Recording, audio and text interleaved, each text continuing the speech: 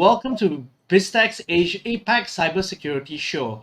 Every week, we update the region on the latest threats and incidences to help you protect yourselves better. As always, we have our regular co host, Benjamin Ang, who is the head of Cyber and Homeland Defense from the NTU in Singapore. Now, Ben, welcome to the show. Thanks, Brian. Good to be back. Now, Ben, we've got to lead off our attack with a little bit of information about something we've always talked about over the last few weeks, which is around state-sponsored cybersecurity threats. And the main culprit around this is really North Korea. Now, the latest developments are that North Korea is using cyber attacks to target Japanese cryptocurrency assets. Now, according to hacker groups affiliated with North Korea, according to hacker groups affiliated with North Korea have stolen about 721 million from Japan since 2017. Now, this is according to a study by UK-based compliance specialists.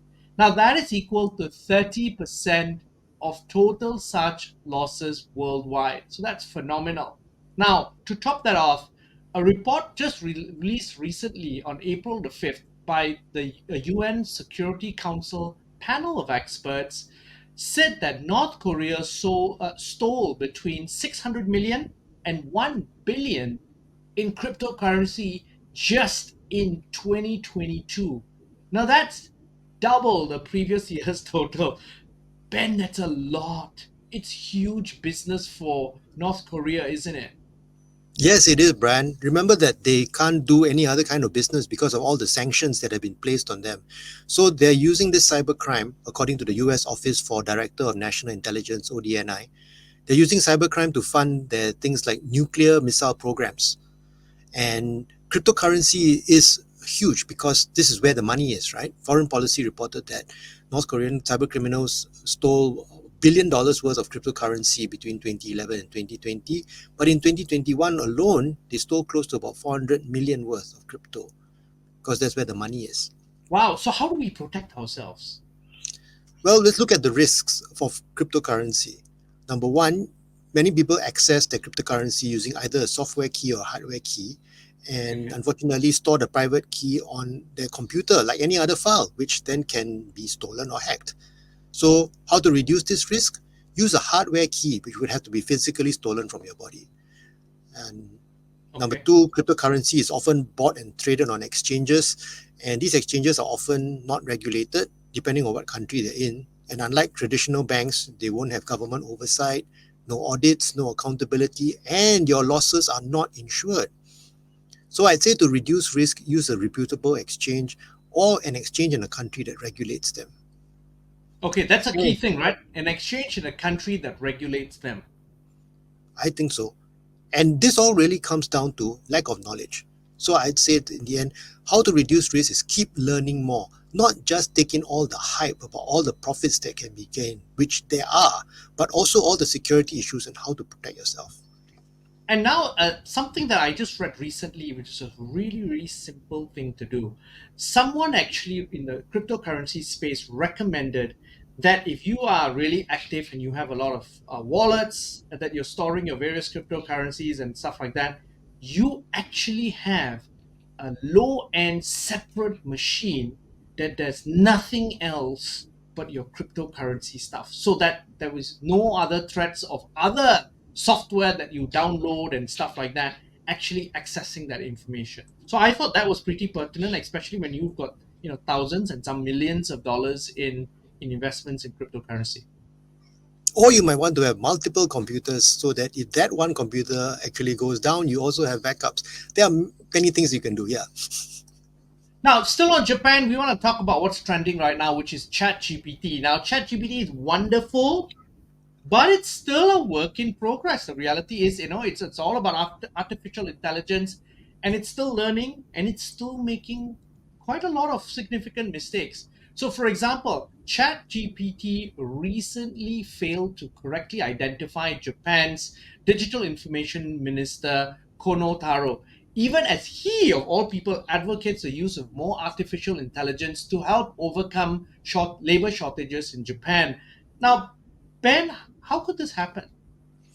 Well, what had happened was that It said that the Prime Minister of Japan was Kono, even though he's not the Okay. Prime Minister, he's the Yes, it's Digital not. Transformation Minister. So, at the risk of oversimplifying what ChatGPT does, it takes large amounts of data, including news articles and blogs and even fake information websites.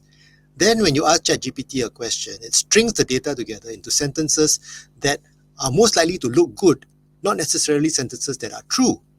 So, if there were many articles saying that the minister Kono was a favorite candidate for prime minister, makes sense that the sentence that came out would have followed that trend.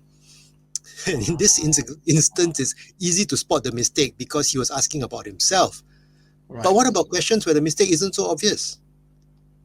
Yes, This and so reminds us, yeah, really, I think I'm taking the words out of your mouth. This reminds us not to take everything for granted that comes out of ChatGPT. absolutely. Even the website of ChatGPT itself has a warning, but in very small text at the bottom, that ChatGPT may produce inaccurate information about people, places, or facts. No kidding. Now, Ben, you know what? Now, speaking of this, and we talk about pushing the boundaries of technology, 5G deployment is going on. I mean, it's been deployed already in Singapore, in other global markets across the world. Countries are deploying 5G, and it promises to connect us with everything from sensors to on our cars to our toasters. But of course, with all of that connectivity, we're going to have increased risk of cybersecurity and increased risk of bad actors doing bad things. Now, what should we really be watching out for? Well, Brian, as you said, 5G is great because of all the fast connections and the ability to have computing done at remote points, not just at a central server. So, what we need to watch out for is these smart devices, otherwise known as the Internet of Things. There's smart TV, smart fridge, smart fish tank, smart aircon, smart locks on your doors, smart CCTV, and most of them are hackable because they are built for low cost, easy to deploy, they're not built for security. Now, Okay. countries like Singapore have started a cybersecurity licensing scheme for products like these that will actually have a label for those which have proper security measures built in. So, as buyers, we should prefer these products over the cheaper and less secure options. Ah, that's interesting. So at least there is a standards authority. So in a place like Singapore, you have a sticker that then does that so that we can watch out for the things that we need to watch out for a better quality product. Yes, it's still early days, but we should definitely look out for safer products and not just cheap, right? And data privacy, we need to hold businesses and organizations accountable for protecting our data. If we are running businesses or organizations, we need to think carefully about the amount of data that we are collecting. The more we collect, the more risk we have. And we also need to use good security practices like encrypting the data. So even if it's stolen, it can't be read.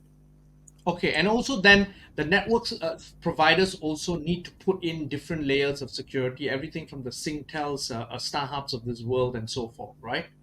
Absolutely. Because there's fast connection means that there's more data going through, more to steal. So protect yourself. Keep your data password protected, encrypted. On that note, Ben, it's a wrap for this week's APAC Cyber Security Show. Thanks for coming on the show. Thank you, Brian. Now, we've been speaking to Benjamin Ang, Head of Cyber and Homeland Defense at the Center of Excellence for National Security at the S. Rajaratnam School of International Studies at the NTU in Singapore, on BizTech's Asia Pacific Cybersecurity Show.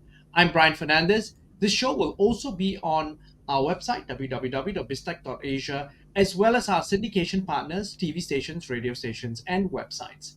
Thanks a lot for tuning in.